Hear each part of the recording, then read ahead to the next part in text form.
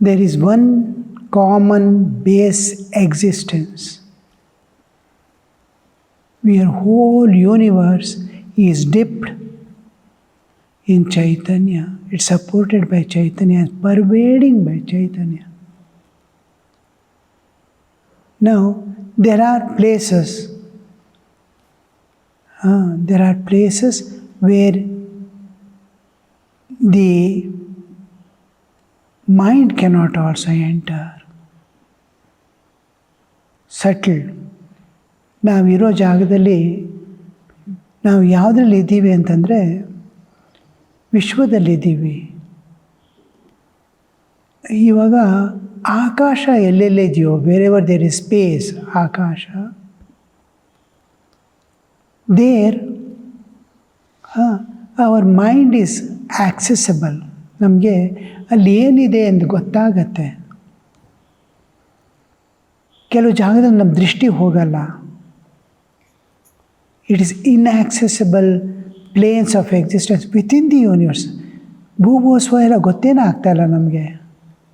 ಜಗತ್ತಿನ ಒಳಗೇ ಇದೆ, ಬಟ್ ಅದೆಲ್ಲ ನಮಗೆ ದೃಷ್ಟಿಗೋಚರ ಅಲ್ವೇ ಅಲ್ಲ.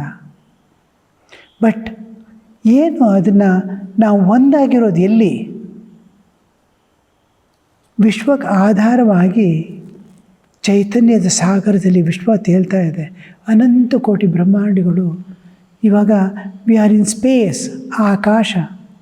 ಇನ್ the space how many multitude of objects are there, multifarious universe.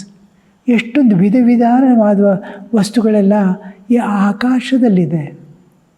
It is in space. Space is pervading it. ಒಂದು ಕಂಬ ಇದೆ, ಕಂಬ ಡಿಸ್ಪ್ಲೇಸ್ ಮಾಡಿಲ್ಲ, ಸ್ಪೇಸನ್ನು ಆಕ್ಯುಪೈ ಮಾಡಿಕೊಂಡಿದೆ. Space is pervading. ಸ್ಪೇಸ್ ಅದರೊಳಗಡೆ ಪಾಸ್ ಆಗ್ತಾ ಇದೆ. ಗ್ಲಾಸಲ್ಲಿ ಲೈಟ್ ಪಾಸ್ ಆದಂಗೆ ಒಂದು ಗ್ಲಾಸ್ ಕಂಬ ಇದೆ, ಆ ಕಡೆ ಲೈಟ್ ಹಾಕಿದ್ರೆ ಲೈಟ್ ಅದ್ರ ಮೂಲಕ ಹೋಗ್ತಾ ಇದೆ. ಲೈಟ್ಗಿಂತ ಸೂಕ್ಷ್ಮ ಅದು. ಲೈಟೇ ಗ್ಲಾಸಲ್ಲಿ ಹೋಗಬೇಕಾದ್ರೆ if light can enter into how light enters into, but ordinary opaque objects it doesn't enter.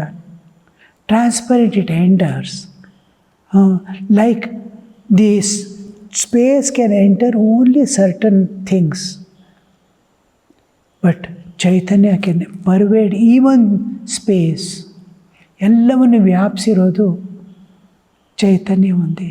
ಆ ಒಂದು ಚೈತನ್ಯ ನಿನ್ನ ಅಸ್ತಿತ್ವವೇ ಅದು. Your existence itself is that Chaitanya. You have two existence, bodily existence, leave it. It is of the nature, completely belongs to nature, bodily existence. Body, mind, senses and all that, the coat you are wearing, one over the other. Your existence is independent of it. ನಿಮ್ಮ ಅಸ್ತಿತ್ವ ಶರೀರಾದಿ ಎಲ್ಲ ಹೊರಗಿನ ಕೋಶಗಳನ್ನೆಲ್ಲ ಬಿಟ್ಟು ನಿನ್ನ ಅಸ್ತಿತ್ವ ಯಾವಾಗಿದೆಯೋ ಅದು ಅದ್ರ ಜೊತೆ ಒಂದಾಗಿದೆ.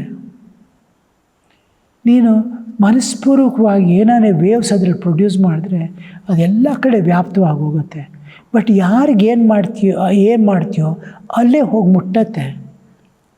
ಎಲ್ಲ ಕಡೆ ಹೋಗುತ್ತೆ, ಬಟ್ ಅಲ್ಲಿ ಮುಟ್ಟಿದಾಗ ಅದು ರಿಸೀವ್ ಮಾಡುತ್ತೆ. It is waiting for it. And design is such.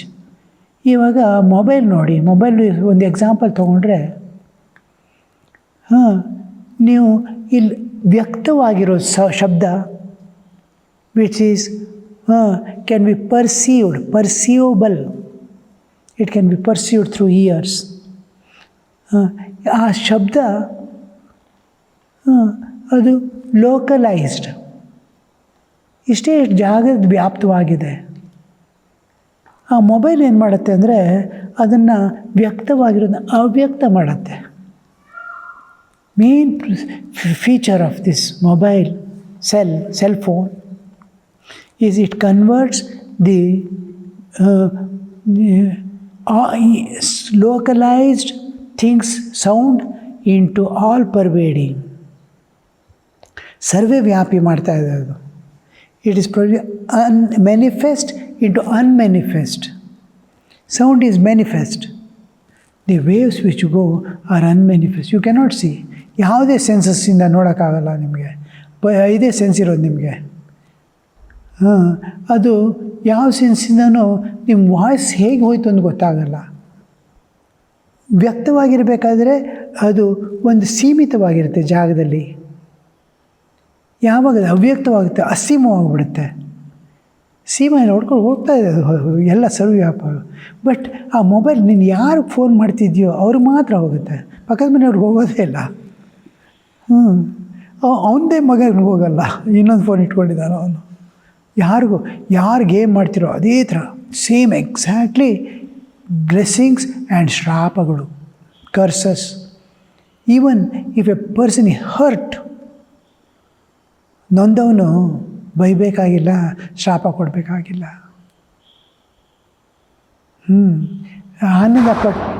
ಆನಂದಪಟ್ಟವನು, ಸುಖಪಟ್ಟವನು ಹರಿಸಬೇಕಾಗಿಲ್ಲ. He need not bless. If you give joy to someone, his blessing is always there. When you give pain to someone, his curse is always on you.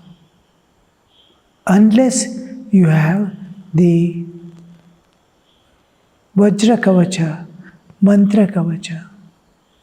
If you have Mantra Kavacha, nothing touches you. If you are in constant link with divine, no curses or no blessings will work. In blessing also, God receives and gives the fruit directly. You are on the lap of Divine Mother, you are lap of God.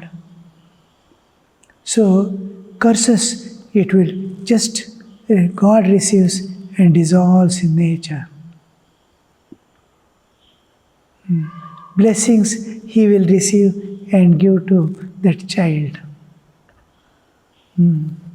Even otherwise, if you are not a sadhaka, if you are not on the lap of Divine Mother, ಆ ಭಗವಂತನ ಚರಣದಲ್ಲಿ ಕೂತ್ಕೊಂಡಿಲ್ಲ, ತಾಯಿಯ ಮಡಿಲಲ್ಲಿ ಕೂತ್ಕೊಂಡಿಲ್ಲ, ಆಗಲೂ ನೀವು ordinary ಆಗಿದ್ದೀರಿ, ಯಾರೋ ನೊಂದ್ಕೊಂಡು ಹೋದರು, ಅದು ಒಳಗಡೆ ನಿಮಗೆ ಗೊತ್ತಿಲ್ಲದೆ ಅದು ವರ್ಕ್ ಆಗ್ತಾ ಇರುತ್ತೆ.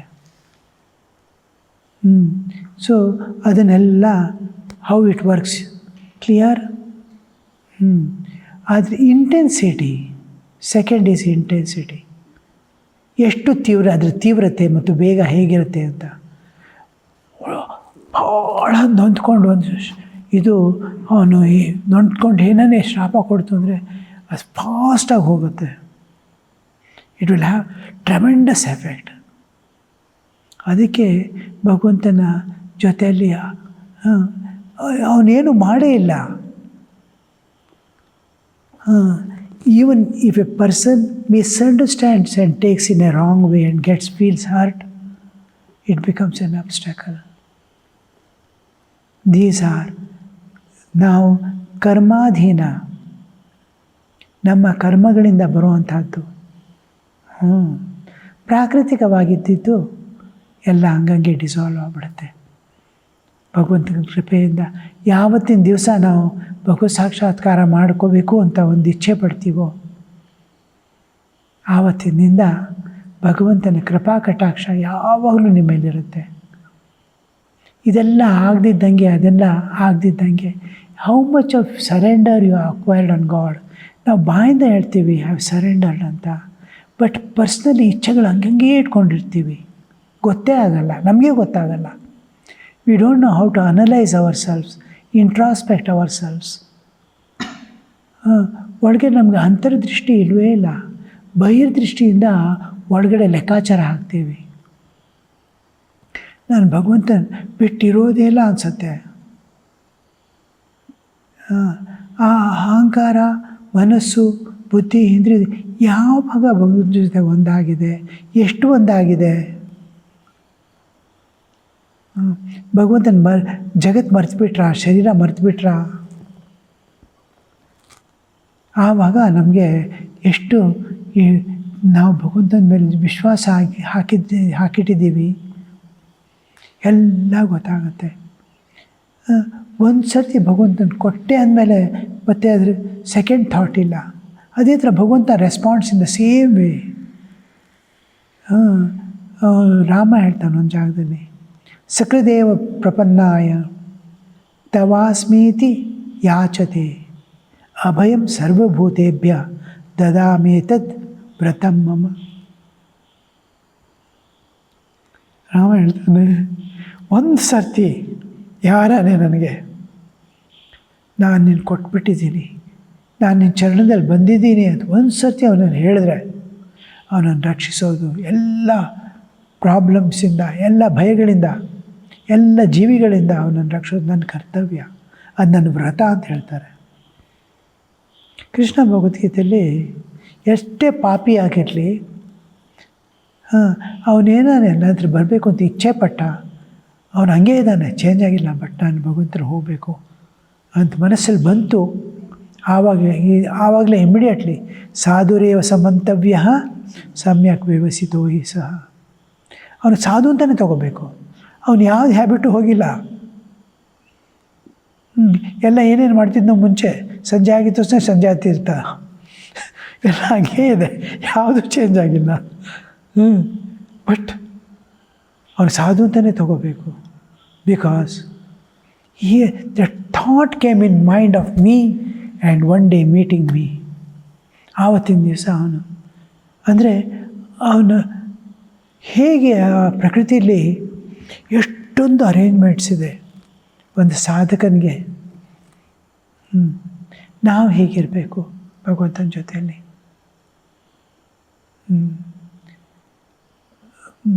ರಾಮಕೃಷ್ಣ ಹೇಳ್ತಿದ್ರು, 2 things God doesn't accept: hypocrisy, ಕಪಟತೆ, ಮತ್ತು ಚೂರಿಕೊರ,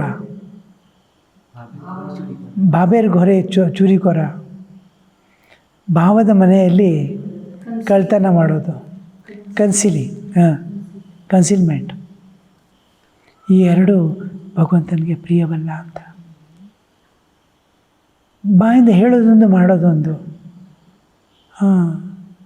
ಅದು ಕಂಪ್ಲೀಟ್ ಡಿಪೆಂಡೆನ್ಸ್ ಯಾವಾಗ ಬರುತ್ತೋ ಭಗವಂತನ ಮೇಲೆ, ಅದು ಏನಂದರೆ ಏನು ಮಾಡಬೇಕಾದ್ರೂ ಭಗವಂತನ ಮರ್ತಿರಲ್ಲ, ಭಗವಂತ ಬಿಟ್ಟು ಇರಲ್ಲ, ಕೈ ಹಿಡ್ಕೊಂಡೇ ಓಡಾಡ್ತಾನೆ. ಮಗು ತಾಯಿ ಕೈ ಹಿಡ್ಕೊಂಡು ಸೆರಿಗೆ ಇಟ್ಕೊಂಡು ಓಡಾಡ್ದಂಗೆ ಇಟ್ಕೊಂಡೇ ಇರ್ತಾನೆ. ಸ್ನಾನಕ್ಕೆ ಹೋಗಬೇಕು, ಸ್ನಾನಕ್ಕೆ ಹೋಗ್ತಾಯಿದ್ದೀನಿ, ಬಾ ನನ್ನ ಜೊತೆಯಲ್ಲಿ. What ever he does, whatever he is not excluding God from his existence. ತನ್ನ ಅಸ್ತಿತ್ವದಿಂದ ಭಗವಂತನ ಬಿಟ್ಟು ಇರೋದೇ ಇಲ್ಲ. ನಾವು ನಾನು ಕೊಟ್ಬಿಟ್ಟಿದ್ದೀನಿ ಭಗವಂತನಿಗೆ ಅಂದ್ಕೋತೀವಿ. ಯಾವಾಗ ಯೋಚಿಸಿ ನೋಡಿದ್ರೆ ನಾನು ಭಗವಂತ ಬಿಟ್ಟಿಟ್ಟಿದ್ದಾನ, ಭಗವಂತ ಜೊತೆಲಿದ್ದೇನೆ, ಹೆಸರು ಹೇಳ್ತಾ ಇದ್ದಾನೆ, ನಾಮಸ್ಮರಣೆ ಮಾಡ್ತಾ ಇದ್ದಾನೆ. ಬಟ್ ಇವನಿಂದಾನೇ ದೂರ ಇದ್ದಾನೆ, ಭಗವಂತನಿಂದ ಮಾತ್ರ ಅಲ್ಲ. ಆ ಶರೀರ ಅಲ್ಲಿ ಕೂತ್ಕೊಂಡು ಜಪ ಮಾಡ್ತಾಯಿದ್ದೆ, ಇವನಾಗಲೇ ಎಲ್ಲೋ ಹೊರಟೋಗ್ಬಿಟ್ಟಿದ್ದಾನೆ, ಬೀಗ ಹಾಕ್ಕೊಂಡು ಜಪ ಮಾಡ್ತಾಯಿರೋ ಅಂದ್ಬಿಟ್ಟು. ಅದು ಬೆಲ್ಟ್ ಹಾಕಿದೆ ಇದನ್ನ ಕಾರಲ್ಲಿ ಅದು ಜಪ ಮಾಡೋಕ್ಕೆ ಶುರು ಮಾಡುತ್ತೆ. ಯಾಕಂದರೆ ಗೊತ್ತು, ಆ ಕಾರಿಗೂ ಗೊತ್ತು ಇವಾಗ ಅವ್ನು ಮಾಡಿದ್ರೆ ಅಟ್ಲೀಸ್ಟ್ ನಾನು ಮಾಡ್ತಾಯಿರ್ತೀನಿ ಅಂತ.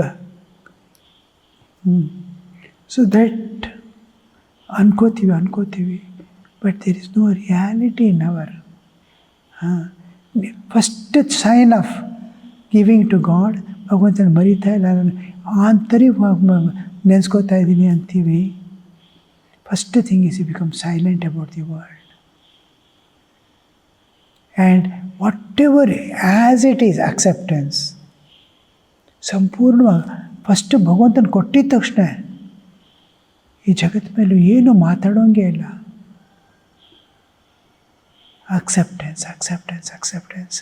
ನಾಟ್ ಕ್ಯಾಲ್ಕುಲೇಟ್ ಮಾಡಿಬಿಟ್ಟು ಅಕ್ಸೆಪ್ಟೆನ್ಸ್ ಅಲ್ಲ, natural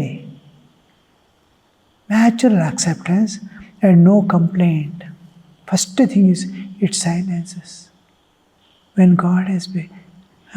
God is ruling it, God is governing it. ಇದರಲ್ಲಿ ಅನ್ಯಾಯ ನಾನೇನೇನು ನೋಡ್ತಾ ಇದ್ದೆ, ನನ್ನ ದೃಷ್ಟಿಯಿಂದ ನೋಡ್ತಾ ಇದ್ದೆ, ರೈಟ್ ಆ್ಯಂಡ್ ರಾಂಗ್ ಭಗವಂತ ನಡೆಸ್ತಾ ಇದ್ದಾನೆ. ನಾವೆಲ್ಲ ಸೂತ್ರಬದ್ಧ ಗೊಂಬೆಗಳು ಮಾತ್ರ ಅವನು ನಡೆಸ್ತಾ ಇರೋದು. We are just the puppets in the hand of god. He is moving and making us move. ಮತ್ತೆ ಮತ್ತೆ ರಾಮಕೃಷ್ಣ ಇದಕ್ಕೆ ಹೇಳ್ತಾ ಇದ್ದೀನಿ ಬಂದುಬಿಟ್ಟು, जेमन चालाओ तेमनी चोली, जेमनी कराओ तेमनी कोरी, जेमनी बोलाओ तेमनी बोली. ನೀನೇನು ಹೇಗೆ ಏನು ಹೇಳಿಸ್ತೀಯೋ ಹಾಗೆ ಮಾಡ್ತೀನಿ, ಅದು ಹೇಳ್ತೀನಿ. ನೀನೇನು ಮಾಡಿಸ್ತೀಯೋ ಅದು ಮಾಡ್ತೀನಿ. ಅದ್ರಲ್ಲಿ ವಂಚನೆ ಇಲ್ಲ. ಅದನ್ನು ಅನುಭವಿಸ್ತಾ ಇದ್ದಾನೆ ಭಗವಂತ ಮಾಡೋದಂತ. ಭಗವಂತನಿಗೆ ಆ ಪ್ರಜ್ಞೆ ಬಂದ ಮೇಲೆ ಭಗವಂತ ಮಾಡ್ತಾ ಇದ್ದಾನಂತೆ. ಆವಾಗ ಆ್ಯಬ್ಸಲ್ಯೂಟ್ಲಿ ಎಲ್ಲ everything is joy, everything is joy. ದುಃಖವಾಗಲಿ ಬೇಜಾರು, ಕೆಲವರು ಭಗವಂತನ ಹತ್ರ ಹೋಗ್ತಾ ಇದ್ದಾರೆ, ಭಗವಂತನ ಹಿಡ್ಕೊಂಡಿದ್ದಾರೆ, ಬಟ್ ದುಃಖದಿಂದ ಹಿಡ್ಕೊಂಡಿದ್ದಾರೆ. ಭಗವಂತನ ಹಿಡ್ಕೊಳ್ಳೋ ಇಟ್ ಮೇ ಬಿ ಜಾಯ್ಫುಲ್. ಏನೋ ಒಳಗಡೆ ಒಂದು ಕೊರತೆ, ಏನೋ ದುಃಖ, ಅದು ನನಗೆ ಸಿಗಲಿಲ್ಲ ಅನ್ನೋದೊಂದಿದೆ. ಜೀವನದಲ್ಲಿ ಏನೂ ಸಿಗಲಿಲ್ಲ ಅಂತಾನೆ, ಅಥವಾ ನನ್ನ ಪ್ರಾಪ್ತಿ ಆಗಿಲ್ಲ ಅಂತನೋ, ಸಾಧಕರೆಲ್ಲ ನನ್ನ ಪ್ರಾಪ್ತಿ ಆಗಿಲ್ಲ ಅಂತನೋ, ಏನೋ ಒಂದು ಒಳಗಡೆ ದುಃಖ, ಅಭಾವ, ಕೊರತೆ ಅನುಭವಿಸ್ತಾ ಇದ್ದಾರೆ. ಭಗವಂತನಿಗೆ ಶರಣಾಗ್ತಾರೆ. ಶರಣಾದ ಮೇಲೆ ಭಗವಂತ ಅವ್ರ ಒಳಗಡೆ ಏನಿದೆ ನೋಡಿದ್ರೆ ದುಃಖದಿಂದ ಬಂದಿರೋ ಆನಂದದಿಂದ ಎಲ್ಲ ಅನುಭವ ದುಃಖ ಅನ್ನೋದು. ಅಪ್ಪ ಕೊನೆಗೂ ಭಗವಂತ ನನಗೆ ಶರಣಾಗಕ್ಕೆ ಆಯ್ತು. ಇದೆಲ್ಲ ಏನೇನು ದುಃಖ ಅನುಭವಿಸ್ನೋ ಅದಕ್ಕೆಲ್ಲ ಥ್ಯಾಂಕ್ಸ್ ಅಂದ್ಬಿಟ್ಟು ಎಷ್ಟು ಜಾಯ್ಫುಲ್ಲಾಗಿ ಭಗವಂತನ ಹತ್ರ ಹೋಗಬೇಕು. ಆ ಒಳಗಡೆ ದುಃಖ ಇಟ್ಕೊಂಡೇ ಹೋಗ್ತಾರೆ. ಎಲ್ಲ ವೇಸ್ಟ್ ಆಯಿತು ನನ್ನ ಜೀವನದು, ಅಲ್ಲಿ ಅದು ಮಾಡಿದೆ, ಇದು ಪರರನ್ನೇ ಕೊಂಡಾಡಿ ಪರರ ಸೇವೆಯ ಮಾಡಿ ಮೋಸ ಹೋದೆ ಅಂತ. ಆಮೇಲೆ ಅದನ್ನೇ ಇಟ್ಕೊಂಡು ಆಮೇಲೆ ಭಗವಂತ ಏನು ಮಾಡ್ತಾರೆ, ಒಂದು ಜನ್ಮ ಫೈನ್ ಅತ್ತೆ, ಇನ್ನೊಂದು ಜನ್ಮ ಫೈನ್ ಮಗ, ಅವನೇನೇನು ಬಯಸಿರ್ತೇನೋ ಒಳ್ಳೆ ವೆಲ್ತು ಮನಿ ಒಂದೊಂದೇ ಜನ್ಮಗಳ ಪೂರ್ಣ ಮಾಡ್ಕೊಂಬರ್ತಾನೆ. ಎಷ್ಟು ಹೇಗೆ ನೋಡಿ ಆ ಒಳಗಡೆ ಕೊರತೆಗಳೆಲ್ಲ ತೊಗೊಂಡು ಹೋದರೆ ಅದೇ ಆನಂದದಿಂದ ಇದೆಲ್ಲ ಆಗಿದ್ದೆ ಪುರಂದರದಾಸರು ಹೇಳ್ದಂಗೆ ಆಗಿದ್ದೆಲ್ಲ ಒಳಿತೇ ಆಯಿತು. ನಮ್ಮ ಸೇವೆಗೆ ಸಾಧನ ಸಂಪತ್ತಾಯಿತು. ದಂಡಿಗೆ ಬೆತ್ತ ಹಿಡಿಸಿದಳಯ್ಯ ಅವನ ಹೆಂಡತಿ. ಎಷ್ಟು how much joy in his face. ಕೋಟಿ ನವಕೋಟಿ ನಾರಾಯಣ, ಇವಾಗ begging bowl Narayana. But how much of joy. ಅದೇ ಎಲ್ಲ ಭಗವಂತನಿಗೆ ಬೈದು ಬಿಡ್ತಿದ್ರು ಕೆಲವರು, ನೀನು ಹಿಂಗೆ ಮಾಡಿಬಿಟ್ಟೆ ಅಂತ. That is gone. That joyful going to god. ಭಗವಂತನ ಹತ್ರ ಹೋಗ್ಬೇಕಾದ್ರೆ ಎಷ್ಟು ಆನಂದದಿಂದ ಹೋಗಬೇಕು. ದುಃಖ ಇಡೀ ಅನುಭವಿಸಿದ್ದನ್ನು ಒಂದು ಕ್ಷಣದಲ್ಲಿ ತ್ಯಾಗ ಮಾಡಿಬಿಡಬೇಕು. ಅದನ್ನು ಮತ್ತೆ ಮತ್ತೆ ಅದನ್ನೇ ಮನಸ್ಸು ತೊಳೆದು ಮತ್ತೆ ಮತ್ತೆ ಅದನ್ನೇ ಹೇಳೋದು, ಮತ್ತು ಅದನ್ನೇ ನೆನೆಸ್ಕೊಂಡು ದುಃಖದಿಂದ ನೀನೊಬ್ಬನೇ ನನ್ನ ಗತಿ, ನೀನೊಬ್ಬನೇ ನನ್ನ ಗತಿ. ಅವನು ಕೊಡ್ತಾನೆ, ಯಾಕೆ ನನ್ನೊಬ್ಬನೇ ಗತಿ, ಬೇಕಾದಷ್ಟು ಗತಿಗಳಿವೆ ನಿನಗೆ, ಬಾ ಆ ಗತಿ ನೋಡು, ಈ ಗತಿ ನೋಡು. ಎಲ್ಲ ಆಮೇಲೆ ಅದು ಒಂದೊಂದಕ್ಕೆ ಹೋದಾಗ ಎಷ್ಟು ಜನ್ಮಗಳು.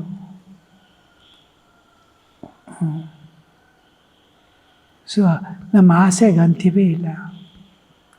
ಏನೋ ಒಂದು ಕೊಟ್ಬಿಟ್ಟು ನೆಕ್ಸ್ಟ್ ಒಂದು ಒಳ್ಳೆಯ ಜನ್ಮ ಕೊಟ್ಟರೆ ಅದರಲ್ಲಿ ಇನ್ನೊಂದಷ್ಟು ಇಷ್ಟು ದೊರೆತರೆ ಇನ್ನಿಷ್ಟರ ಆಸೆ, ಮತ್ತಿಷ್ಟರ ಆಸೆ, ಹಾಗೆ ಹೋಗ್ತಾ ಇರುತ್ತೆ.